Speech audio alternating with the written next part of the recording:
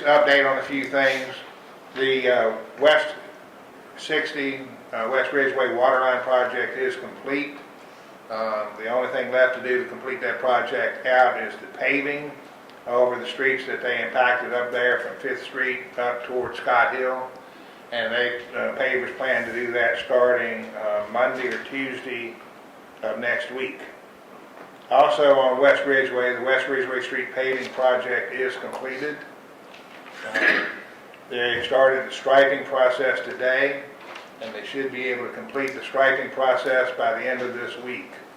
That's a $894,000 project, completely funded by State of Good Repair funding from VDOT. And I did complete the pay request today for VDOT to reimburse the town for those funds. Additional paving that will be completed when they come back to town next Monday, once they complete the waterline impacted streets. They will start paving the streets that were impacted by Columbia gas. Those streets include Rose, Brussels, Lafayette, Girard, Revere, Agnes, Olive, and McCormick Boulevard at Lafayette and Sioux Avenue.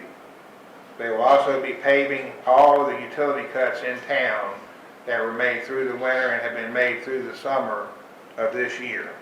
So they'll be here for quite a few weeks after that to get all that done, and it should make things a lot easier and a lot more manageable to get around in town.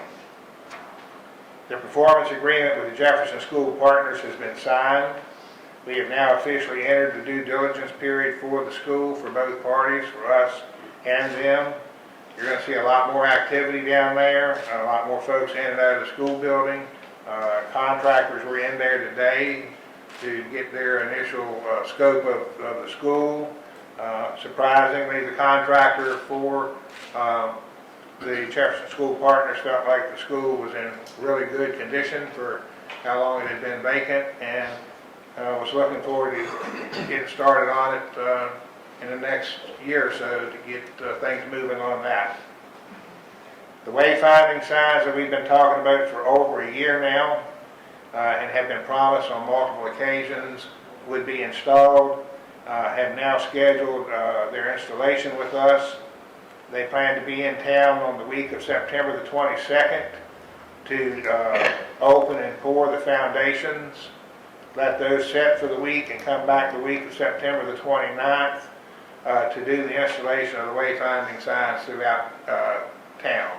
And these will be signs, directional signs to specific attractions and parking and different events and things in town.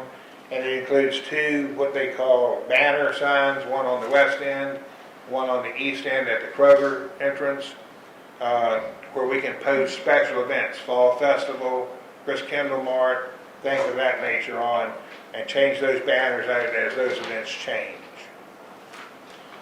We're working closely with Ms. Humphreys from the high school this year, working with her to help the seniors get the required hours of community service that they now have to have before they can graduate. So far, they've been down and washed some of the vehicles, scraped the dugouts at Matthews Park in preparation for getting them painted later this week. And on tomorrow morning, two young ladies are going to come and paint both bathrooms at Linden Park. And this is going to be an ongoing process of different scheduled activities with the seniors throughout this semester, and it'll be a new group of seniors that start doing their volunteer hours in January. So if there's things that you know of that we need done that they can do, they can't operate any power equipment or anything of that nature, please just let us know, and we'll be happy to run that by the folks at the school for approval. This helps the students, it helps us, and it helps build volunteer groups. Public Works has switched from their brush and bulk pickup schedule, getting ready for their leaf pickup, which will start next month, and it will continue until the bulk of the leaves have been picked up.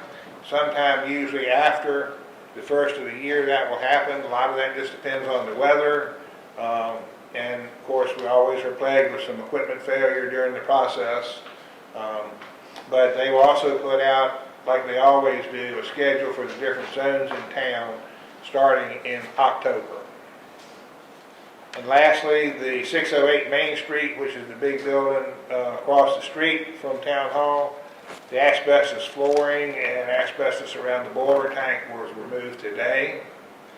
And the demolition and roof project will start on or about October the 6th. We have 2 contractors working on that. One group will come in, do the demolition and rebuild the roof structure, and then Morgan Roofing out of Roanoke will come in and put the membrane on the roof. Hopefully we can get the new business owners in that building and start their renovation right after the first of the year. Mr. Mayor, that's all I have tonight. Any questions for Chuck?